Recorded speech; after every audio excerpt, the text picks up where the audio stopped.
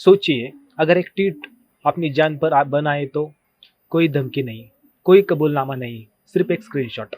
आज की कहानी एक ट्विच स्ट्रीमर की है जिसने ऑनलाइन करोड़ों कमाए और कैसे एक छोटी सी लापरवाही ने हथियारबंद अपराधियों को सीधे उसके बेडरूम तक पहुंचा दिया। यह है कैटलिन की खौफनाक कहानी। कैटलिन की उम्र 31 साल है और वो ह्यूस्टन टेक्सास में रहती है। वह सिर्फ एक ट्विच स्ट्रीमर नहीं है, वह एक बिजनेस एम्पायर चला रही है। वह कई प्लेटफॉर्म्स पर लाइव स्ट्रीम करती है। उसका एक पॉपुलर एडल्ट सब्सक्रिप्शन अकाउंट भी है और वह अपने फैंस के साथ अपने इन्वेस्टमेंट के बारे में खुलकर बात करती है। इतना ही नहीं, कैटलिन के पास कई गैस स्टेशंस, एक full toy manufacturing company, rubber products बनाने का बिजनेस और कई दूसरे प्रोडक्ट्स वेंचर्स है। 2024 तक कैटलिन बेहद अमीर हो चुकी थी। हम बात कर रहे हैं $1 मिलियन की, और वो इसे छुपाती नहीं थी। ये खुलापन आगे चलकर खतरनाक साबित हुआ। 2024 में कैटलिन ट्विटर पर एक पोस्ट करती है। यह उसके कॉइनबेस अकाउंट का एक स्क्रीनशॉट था। उसमें $20 मिलियन से ज्यादा का बिटकॉइन दिख रहा था। लेकिन उसी इलाके में कई कुछ और लोग भी ये देख रहे थे। कथित तौर पर कुछ स्थानीय अपराधियों ने यह ट्वीट देखा और उसके बारे में सुना और उन्होंने फैसला कर लिया, इसके पास कई करोड़ों क्रिप्टो है, चलो इसे लूटते हैं। उन्हें क्रिप्टो की समझदारी नहीं थी। उन्हें वॉलेट, कीज, डिजिटल स्टोरेज इसका कोई आइडिया नहीं था। उन्हें बस इतना पता था कैटलिन अमीर है। उन्होंने इंटरनेट पर खोजबीन शुरू की। उसका पता पब्लिक नहीं था, लेकिन इंटरनेट पर कुछ भी छुपता नहीं है। 2025 की शुरुआत तक उनकी योजना तैयार थी। कैटलिन किस आम घर में नहीं रहती थी, वो एक बड़े कंपाउंड में रहती थी, लगभग किसी रेंज जैसा। उसी जगह पर कई इमारत, ऊंची चारदीवारी, ऊपर कांटेदार तार, मोशन सेंसर लाइट्स, हर तरफ सिक्योरिटी कैमरे।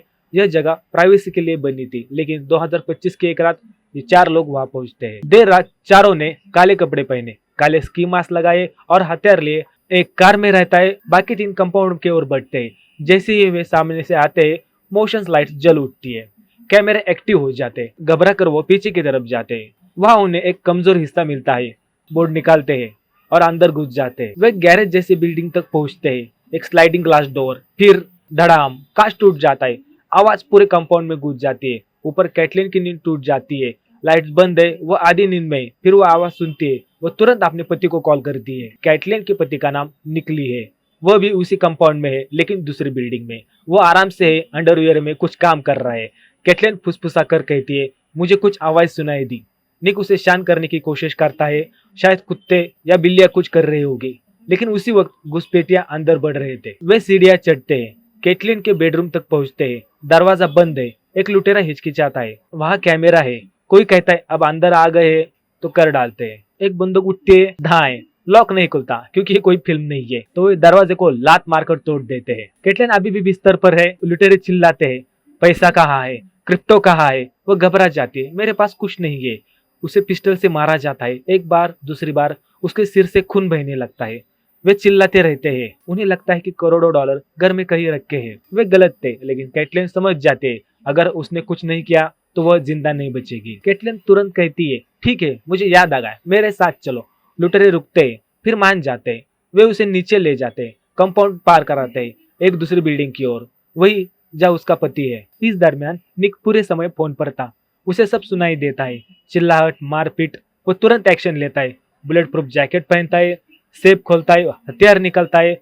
फोन पर कैमरा अलर्ट्स आ रहे हैं। वह समझ जाता है वे उसी की तरफ आ रहे हैं। कैटलिन उन्हें अंदर ले जाती है। सीढ़ियां चढ़ती है। ऊपर निक खड़ा इंतजार कर रहा होता है। वो कैटलिन को देखता है, चिल्लाता है, नीचे झुको। कैटलिन झुक जाती है, धाए। निक गोली चलाता है। एक लुटेरा गिर जाता है। बाकी घबरा जाते हैं, कोई जवाबी फायर नहीं। वे भाग जाते हैं कंपाउंड से बाहर कार में और फरार।